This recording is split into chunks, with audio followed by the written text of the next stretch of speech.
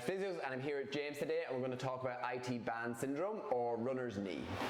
So IT band syndrome is pain that you get on the outside of your knee. It typically comes on progressively over time, or if you have a sudden spike in exercise, you can have an acute onset of pain. People typically describe it as a sharp pain when they're bending their knee or when they're going up and down the stairs. If you're a runner, pain can come on progressively during a run, and it's not unusual for the pain to spike very quickly during your run, and it normally takes 24 to 48 hours to settle down afterwards. When we're looking at the causes for IT band syndrome, as James had mentioned, you're looking at things like increase in training load. So if someone starts to increase their training for, say, like a 10k, 5k, half marathon, and they start to spike their running more than they're used to, this can cause an acute onset of overload to the area. When we're looking at mechanics of how it works, so the biomechanics, we're looking at have you a flatter foot, might be putting you at a little bit more risk of that hip and knee rolling into that position, causing some friction along there. You're also looking at the strength deficits that may be around the hip or the front of the quads or even into the calf. These are all things that can contribute to a little bit of load increasing on the outside of that knee.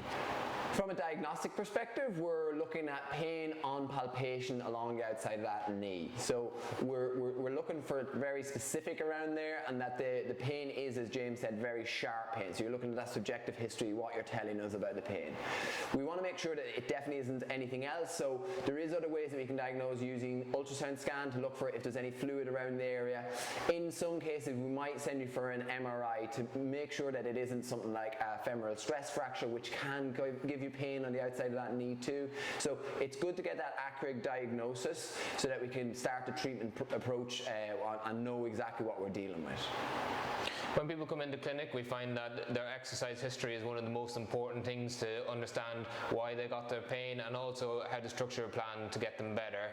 A lot of the time that we find that it's not necessarily one run that's increased that's caused the pain, more that it's the cumulative distance that they've run over a week that causes the onset of ITB syndrome. When we're treating IT band syndrome, we are looking at addressing all those biomechanical issues that we were chatting through. So that might be looking at strengthening up around the hip, strengthening up around the quads. There's simple exercises that we can start off with. We then look at maybe how your running style is as well, to make sure that there isn't any way that you're running that might be leading to a little bit more force or friction going through that area.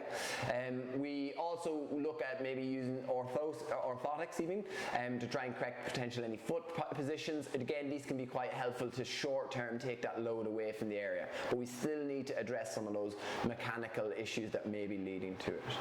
In some of the more severe cases, you can be sent for a corticosteroid injection, which again will be done under ultrasound guidance. This can look at getting rid of any of that inflammatory fluid that is in the area and causing that friction, and that is in those more severe cases. A lot of these cases will settle with some simple strength exercises, reducing down that load, and then looking at just rebuilding back up strength around the area. We have done some videos on how to foam roll the muscles around the area, some more specific videos on stretching and strengthening exercises for IT band syndrome that we've linked down below, and we've also written some blogs to give you a bit more detail on understanding why people get IT band syndrome and how to treat it. If you have any comments on IT band syndrome or your experience of it, just drop them below, or if you have any questions that you'd want us to cover that we haven't covered here, just drop them below.